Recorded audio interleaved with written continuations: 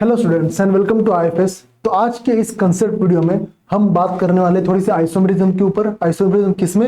आपके coordination complexes में। अब यहाँ पर जो हम आइसोमेरिज्म देखेंगे ना, वो स्पेशली स्टीरियो आइसोमेरिज्म के बारे में बात करेंगे।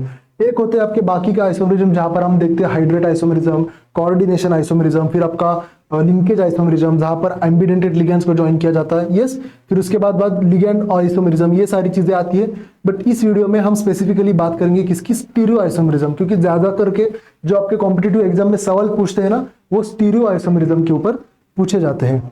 ठीक है, तो इस स्टीरियो आइसोमेरिज्म को आज इस कंसेप्ट वीडियो में हम कवर करेंगे। तो इसमें से कोई भी आपको क्वेश्चन आ जाए एग्जाम में, तो मैं गारंटी देता हूं आप 100% इसको अटेम्प्ट कर सकते हो।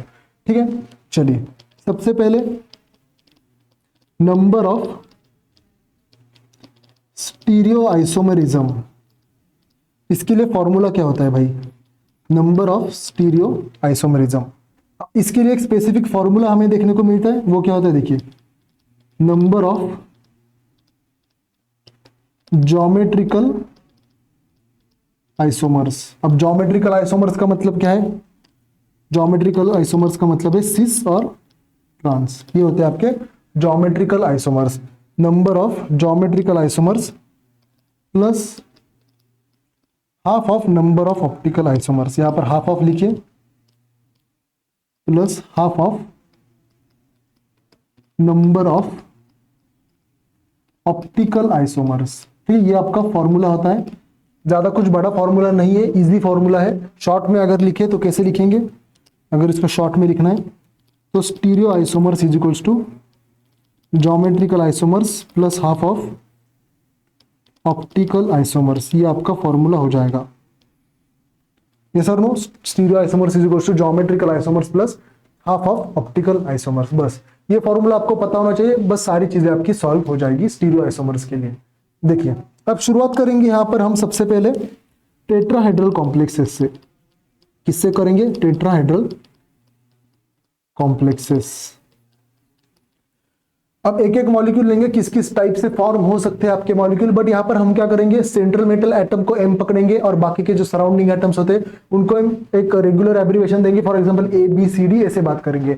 एग्जाम में आप ऐसे एक्सपेक्ट मत करना कि आपको ऐसे क्यों देंगे। एग्जाम में आपको एक प्रॉपर मेटल एक कॉम्प्लेक्स दिखेगा। ऑब्वियसली कोई तो एक मेटल होगा, कोबाल्ट, निकेल, कॉपर, कोई भी, और इसके अराउंड जो सराउंडिंग एटम्स होते हैं वो यूजुअली हो जाएंगे। आपका NH3 हो सकता है, कोई भी हैलोजन हो सकता है। ठीक है, बट हम इन जनरल वाली बातें कर रहे हैं यहाँ पर। अब सबसे पहले मैं Ma4 की बात करता हूं। अब Ma4 को मुझे अगर ड्रॉ करना है तो Ma4 कैसे होगा? देखिए, ये होता है आपका Ma4। यस और नो? अब जब भी ऐसा क्वेश्चन आता है ना, तो सबसे पहले देखिए क्या हो जाएगा, इसमें प्लेन ऑफ सिमेट्री प्रेजेंट है क्या नहीं है वो देखना है हमें। देखिए, इसमें जो है ना आपकी प्लेन ऑफ सिमेट्री जो होती है वो प्रेजेंट होती है। यानी कि क्या हो जाता है, अगर प्लेन ऑफ सिमेट्री प्रेजेंट है तो इसको हम क्या बोलते हैं?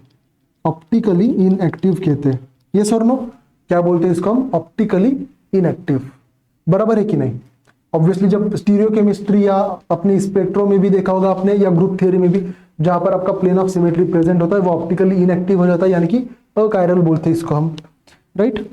अब देखिए, अब सबसे पहले हम देखेंगे ज्योमेट्रिकल आइसोमर्स। अब वैसे तो आप कहोगे सर ज्योमेट्रिकल आइसोमर्स 0 है, यानी कि सिस ट्रांस तो यहां पर हमें मिल नहीं रहे हैं।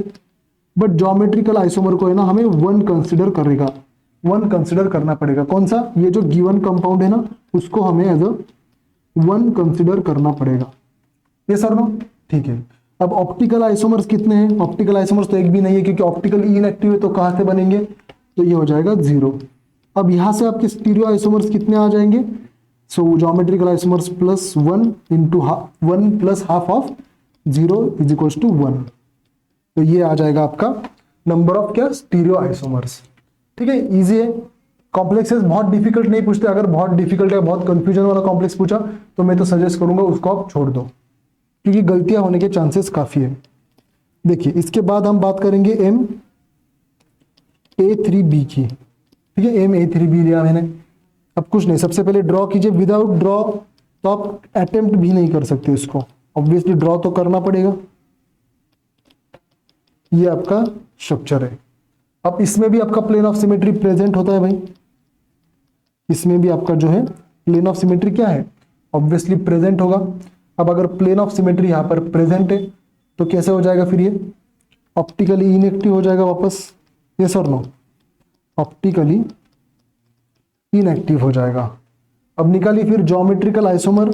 अब डायरेक्टली मैं 1 लिखूंगा तो आप समझ में जाना क्योंकि हम गिवन कंपाउंड की बात कर रहे हैं। ज्योमेट्रिकल आइसोमर 1 लिखेंगे, ऑप्टिकल आइसोमर 0 लिखेंगे, तो स्टीरियो आइसोमर्स क्या हो जाएंगे 1 प्लस हाफ ऑफ 0, तो ये हो जाएगा आपका 1। ठीक है, ये हो जाएगा आपका 1।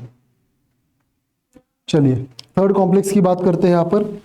अब ये है मेरे पास MABCD। अब सारे जो सराउंडिंग एटम्स है ना वो आपके अलग अलग है। अब यहाँ पर देखिए क्या आ जाएगा, M, यहाँ पर A, यहाँ पर B, यहाँ पर आपका C और ये आपका D। अब क्या इसमें प्लेन ऑफ सिमेट्री प्रेजेंट है? नहीं, यहाँ पर आपकी no plane of symmetry present है, यानी कि क्या हो जाएगा ये ऑप्टिकली एक्टिव हो जाएगा ऑब्वियसली। अब अगर ऑप्टिकली एक्टिव हो रहा है तो इसकी एक मिरर इमेज भी तो होगी, ये सर नो। देखिए यहाँ पर A है, यहाँ पर आपका B, यहाँ पर C और यहाँ पर D, ये सर नो, ये आपकी मिरर इमेज हो गई बराबर। अब ये इन दोनों का रिलेशन क्या है, ये दोनों तो है आपके ऑप्टिकल आइसोमर्स। क्या ये ऑप्टिकल आइसोमर्स है, तो इनका रिलेशन क्या हो रहा है इनैंशियोमर्स। क्या हो रहा है भाई, इनैंशियोमर्स हो रहा है, ये सर नो। चलिए अब ज्योमेट्रिकल आइसोमर्स क्या है यहाँ पर, ज्योमेट्रिकल आइसोमर तो 1 ही कंसीडर करेंगे हम, ऑब्वियसली ज्योमेट्रिकल आइसोमर तो हमें यहाँ पर एक ही कंसीडर करना पड़ेगा, यस और नो। और ऑप्टिकल आइसोमर्स जो है वो कितने कंसीडर करेंगे आप, ऑप्टिकल आइसोमर्स 2 है तो 2 कंसीडर करना पड़ेगा, एक प्लस एक माइनस। ये आपका प्लस वाला है, एक आपका माइनस वाला है, तो फॉर्मूले में लगाइए 1 plus half of 2 is equals to 2, right. Obviously 2 आ जाएंगे ना, यस। चलिए अब यहां पर बात करते हैं स्क्वायर प्लेनर कॉम्प्लेक्सेस की। स्क्वायर प्लेनर कॉम्प्लेक्सेस, ये तो कहानी हो गई सबसे पहले हमारी टेट्राहेड्रल की। अब स्क्वायर प्लेनर कॉम्प्लेक्सेस में एक चीज सबसे पहले दिमाग में आपके क्या आने चाहिए, सारे स्क्वायर प्लेनर कॉम्प्लेक्सेस में आपकी प्लेन ऑफ सिमेट्री प्रेजेंट होती है।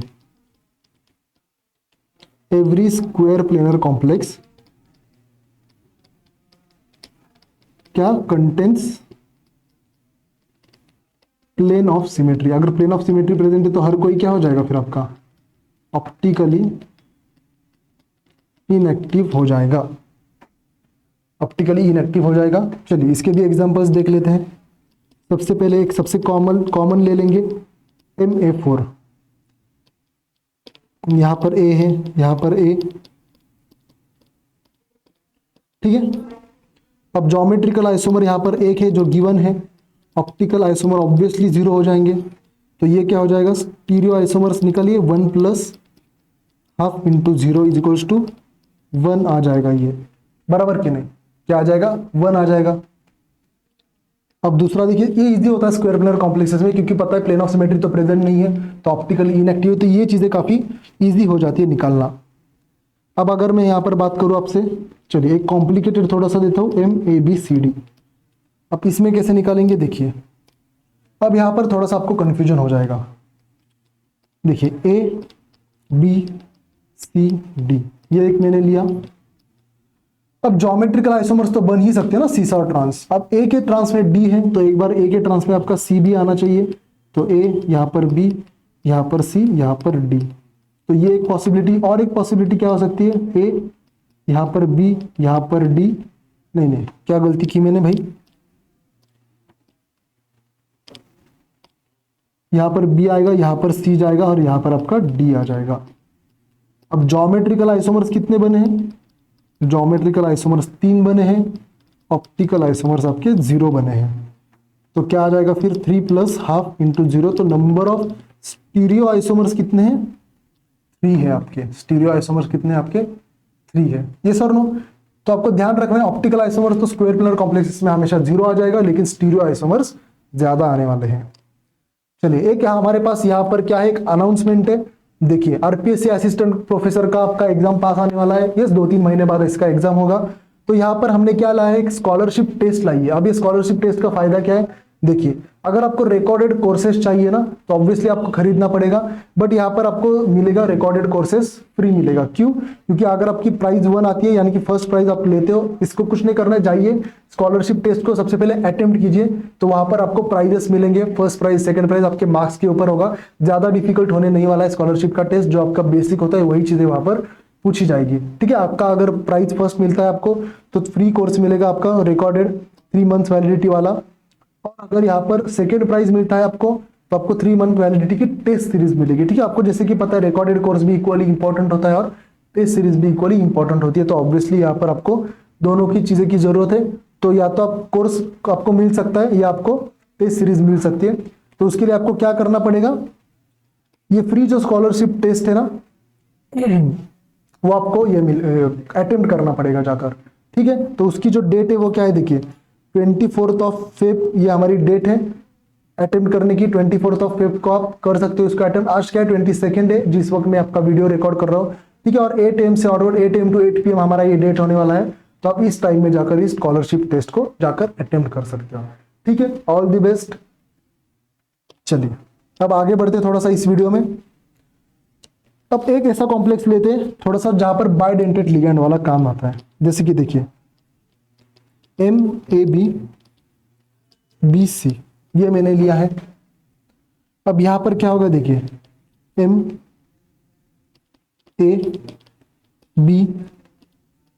और C ये एक बन सकता है। अब और एक पॉसिबिलिटी क्या है भाई, इस B के ऑपोजिट में आपका कैपिटल A भी तो आ सकता है, तो यहां पर करूंगा मैं B, यहां पर लिखूंगा C, अब यहां पर B और यहां पर A। अब इसको मैंने उल्टा किया, यस और नो, तो अब ये ज्योमेट्रिकल आइसोमर्स कितने हो गए, अब ये जो आपके ज्योमेट्रिकल आइसोमर्स है वो हो जाएंगे 2, और अगर मैं ऑप्टिकल आइसोमर्स की बात करूं तो ये हो जाएंगे कितने 0। अगर स्टीरियो आइसोमर्स हो जाएंगे तो ये कितने हो जाएंगे 2 + ½ × 0, तो ये हो जाएगा आपका 2 आंसर यहाँ पर आना चाहिए। किसके लिए भाई, स्क्वायर प्लेनर कॉम्प्लेक्सेस के लिए। चाहिए तो और एक एग्जांपल यहाँ पर दे देता हूं मैं, देखिए अगर आपको समझ में आ गया तो वीडियो को पॉज कीजिए और ट्राई कीजिए, अब तो आ जाएगा आंसर, ऐसा कुछ है नहीं। सिर्फ आपको मॉलिक्यूल को सबसे पहले आराम से ड्रॉ करना पड़ेगा। देखिए अब वापस से एक आपका बाइडेंटेड लिगेंड है, यहां पर B है, यहां पर B है। अब इसको क्या आप रोटेट करोगे या स्विच करोगे, नहीं। क्यों करोगे, क्योंकि स्विच भी किया तो भी सेम ही तो बनेगा ना, सिस ट्रांस वाला ऐसा कोई यहाँ पर पॉसिबिलिटी है ही नहीं। तो ज्योमेट्रिकल आइसोमर यहाँ पर कितने हैं आपके 1 है, ऑप्टिकल आइसोमर तो ऑब्वियसली 0 ही होने वाले हैं क्योंकि ये आपका स्क्वायर प्लेनर कॉम्प्लेक्सेस है। तो स्टीरियो आइसोमर्स कितने हो जाएंगे 1 + ½ × 0, तो ये हो जाएगा आपका 1। ठीक है, तो इस तरीके से ही क्वेश्चन आपके एग्जाम में देखने को मिलेंगे टेट्राहेड्रल और स्क्वायर प्लेनर कॉम्प्लेक्सेस में। अब ऑक्टाहेड्रल कॉम्प्लेक्सेस में के लिए मैं अलग से वीडियो बनाऊंगा क्योंकि ये वीडियो काफी ज्यादा लंबा हो जाएगा। ठीक है, तो टेट्राहेड्रल और स्क्वायर प्लेनर की बातें हमने यहाँ पर की है। अब जो कोऑर्डिनेशन नंबर 6 यानी कि ऑक्टाहेड्रल वाली है तो उसको हम अलग वीडियो में वहां पर देखेंगे। ठीक है, so all the best for your RPSC exam and happy learning.